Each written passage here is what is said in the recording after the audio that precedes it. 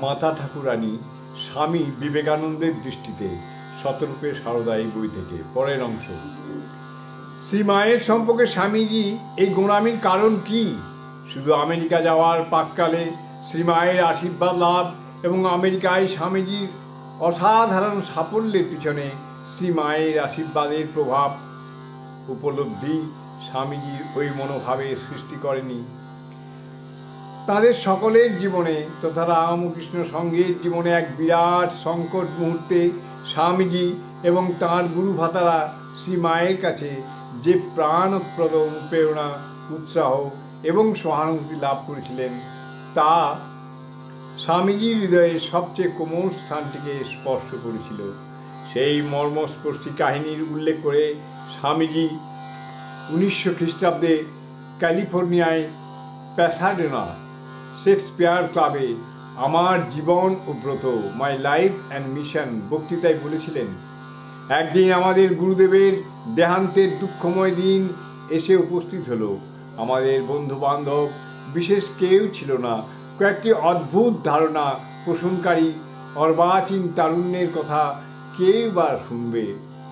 অন্তত ভারতবর্ষের তরুণদের কেউ গ্রাহ্যের মধ্যেই আনে না। মাত্র 12 জন বালক লোকের কাছে বড় বড় আদর্শের কথা বলছে যে তারা সেই আদর্শ জীবনে পরিণত করতে দৃঢ় সংকল্প। সে কথা শুনে সকলেই উপহাস করত। উপহাস ক্রমশ গুরুতর আকার ধারণ করলো। আমাদের উপর রীতিমতো অত্যাচার শুরু হলো। তারপর উপস্থিত হলো আমাদের সকলের জীবনের এক চরম দুঃসময়। কিন্তু ব্যক্তিগতভাবে আমার জীবনে যেন তা নিদারুণ দুর্ভাগ্যের রূপ নিল। একদিকে আমার মা ভাইয়েরা, আমাদের পিতার সদ্যপ্রয়াণের ফলে আমাদের পরিবারকে তখন চরম দারিদ্র্য এসে গ্রাস করেছে। প্রায় প্রতিদিনই আমাদের অনাহারে থাকতে হতো। পরিবারে একমাত্র আমিই ছিলাম আশা ভরসা, একমাত্র উপার্জনক্ষম ব্যক্তি। আমার দুপাশে তখন দুটি জগৎ।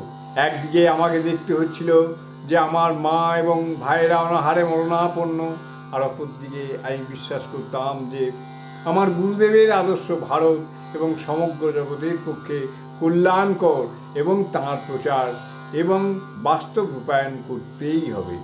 সুতরাং আমার মনের মধ্যে দিনের পর দিন, মাসের পর মাস এই সংগ্রাম চলতে থাকলো। সে কি হৃদয় যন্ত্রণা! সেই যন্ত্রণার তীব্রতা ছিল অসহনীয়। সেদিন আমাকে সহানুভূতি দেখানোর কেউ ছিল না, শুধু একজন ছাড়া।